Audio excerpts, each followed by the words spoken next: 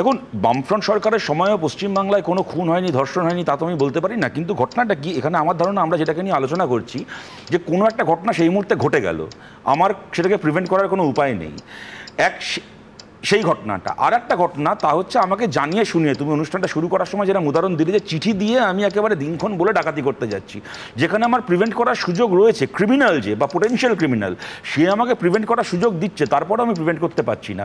দুটো ঘটনারকে পাশাপাশি রেখে আমরা সরকারের ভূমিকাকে এক দাঁড়িপাল্লায় বা মানে দাঁড়িপাল্লায় সমান সমান মাপ হিসাবে আমরা বলবো কিনা, এইটুকু। দ্বিতীয় কথা আমি এখানে বলছি, শুধুমাত্র এখানে প্রিভেন্ট করতে পারছে না তাই নয়, বামফ্রন্ট সরকারের সময় এরকম কটা উদাহরণ দেখানো যাবে বলতো সুমনদা, যে কোনো একটা অপরাধ হয়ে যাওয়ার পরে পুলিশের কাছে শরণাপন্ন বা পুলিশের কাছে অভিযোগ জানিয়েছে বলে অপরাধীরা একবার চড়াও হওয়ার সুযোগ পেয়েছে এবং তারপরও তারা মুক্ত ঘুরে বেড়াচ্ছে। আমি তোমায় কেন বলছি, এই ঘটনাটা যে প্রথম নয়। ধরো মধ্যমগ্রামের মেয়েটি ধর্ষিতা হয়েছিল, পুড়িয়ে মারা হলো কেন, খুনটা হলো কেন? ধর্ষণ করে কিন্তু খুন করা হয়নি। ধর্ষণ করে বলা হয়েছিল পুলিশে তুমি যাবে না বলে চলে গেছিল, ধর্ষণটা হজম করে নিলেই তাকে আর খুন হতে হতো না। সে গিয়ে তার পরিবার গিয়ে যেহেতু পুলিশে এফআইআরটা করলো, ফিরে আসার পরে থানা থেকে খবর চলে গেল ধর্ষকদের কাছে যে তোমাদের নামে কিন্তু কমপ্লেন জমা পড়েছে, মেয়েটিকে সেদিন রাত্রিবেলা জ্বালিয়ে পুড়িয়ে ছাই করে দেওয়া হলো।